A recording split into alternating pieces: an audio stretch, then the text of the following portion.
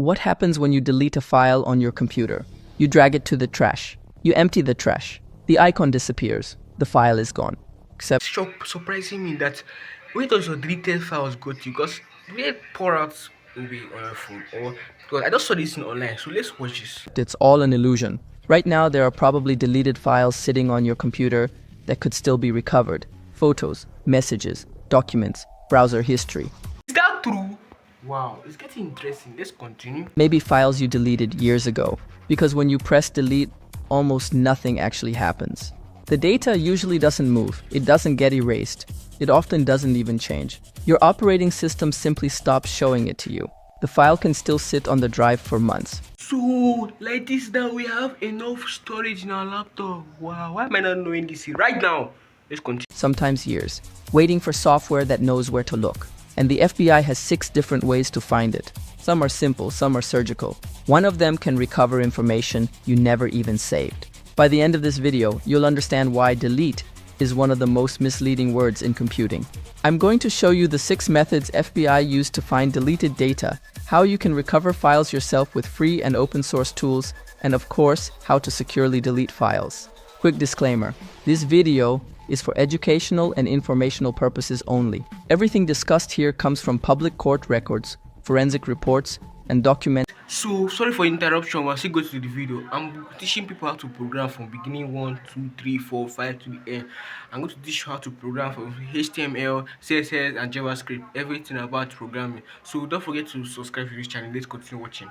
Investigative techniques. Method 1. File system recovery. When you delete a file, your operating system usually doesn't erase it. It marks the space the file occupied as available. That's it. The actual data often remains untouched. Think of it like removing a book from a library catalog. The catalog says the book is gone, but the book itself is still sitting on the shelf. Forensic tools simply skip the catalog. Professional investigators use forensic suites like EnCase, FTK, X-Ways, and Autopsy to scan the raw drive itself, sector by sector, looking for files marked deleted but not yet overwritten.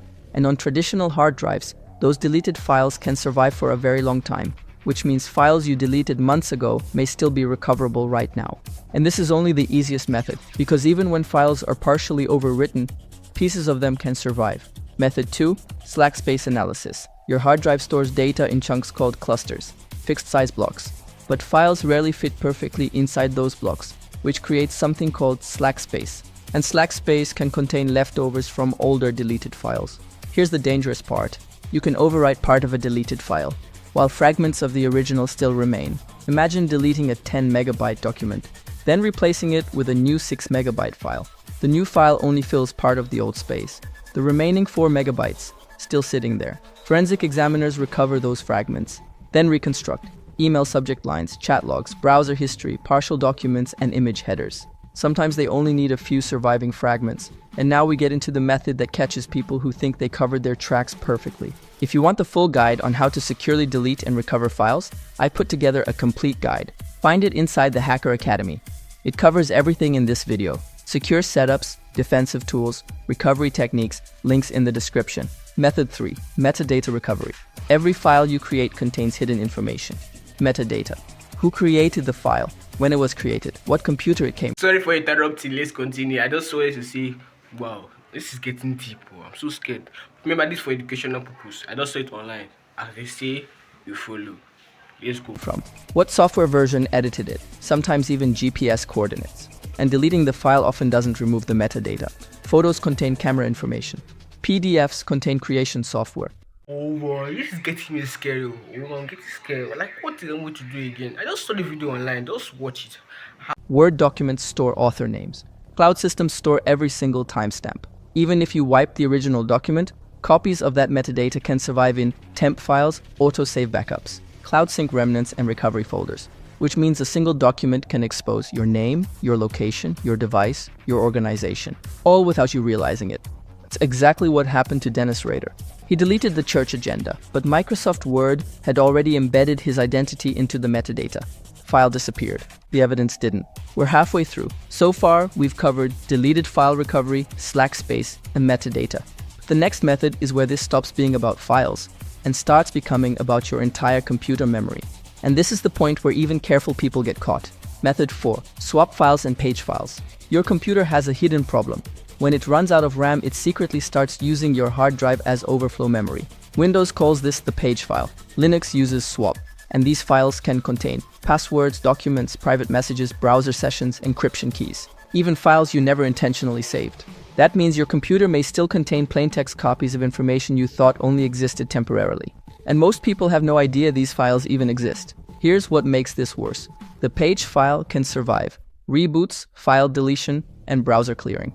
Even secure deletion of the original file, because the original file was never the only copy. The same thing happens with hibernation files. When your laptop sleeps, Windows writes the contents of RAM to disk.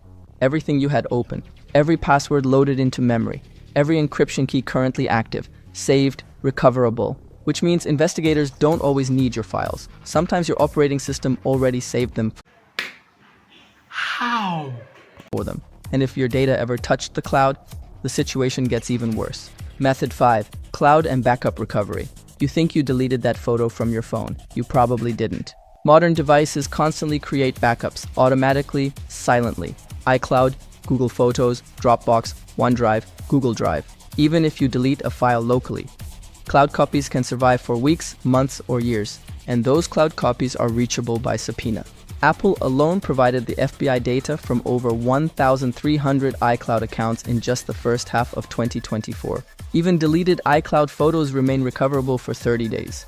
And while services like iMessage use encryption, Apple still controls the backup keys for standard iCloud backups, meaning readable copies can still be provided under court order.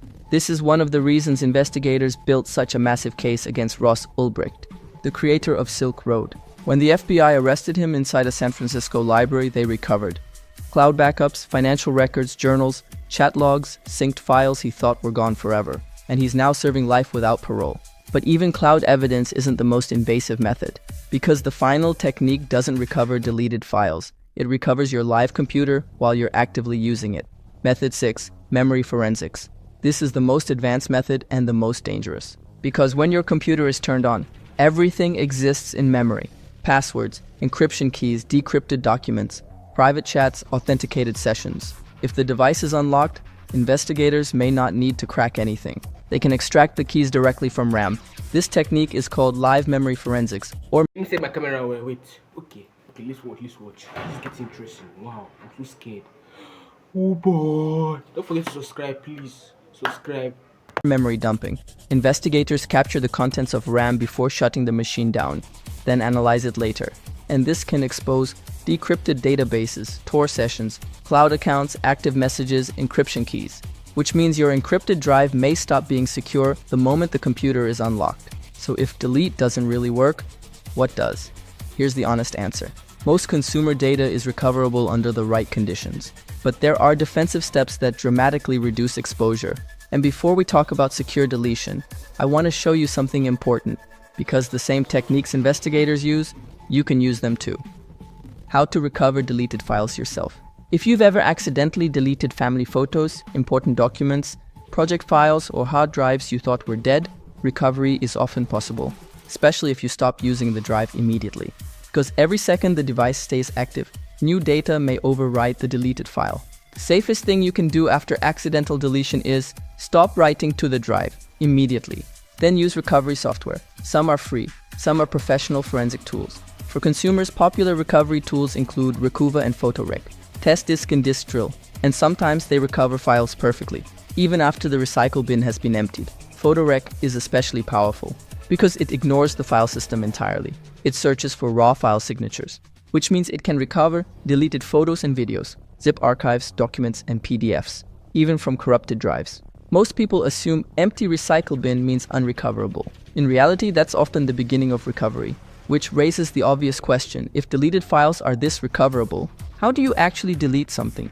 How secure deletion actually works? Let's dive in. The goal of secure deletion is simple.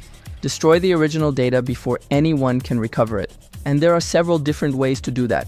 The first method of secure deletion is overwriting data. Programs like sdelete, BleachBit, Eraser, Shred, and SRM overwrite deleted files with random data, sometimes multiple times. This destroys deleted file contents and slack space remnants. This also clears temporary files and cached fragments. On traditional hard drives, this overwriting is extremely effective, but SSDs behave differently compared to traditional drives. Modern SSDs use a feature called trim. When trim is enabled, the drive actively clears deleted blocks automatically. Sometimes this happens within just a few seconds, which means recovery windows on SSDs are often dramatically shorter than on spinning hard drives. That's why full disk encryption matters so much. It's the ultimate defense. If the drive is encrypted before files are created, deleted remnants remain encrypted too. Even if investigators recover fragments, the fragments may still be unreadable. This is why security professionals recommend BitLocker, FileVault, and LUKS. Not because encryption prevents recovery, but because it prevents useful recovery. And there's another critical mistake most people make: cloud backups. You can securely wipe a local file perfectly, while an untouched backup still exists, stored in iCloud, Google Photos, OneDrive, or Dropbox. This is why real OPSEC is difficult. It's not about deleting one file. It's about a complete strategy. It's about understanding how many hidden copies your system quietly creates. And most people have no idea those copies exist.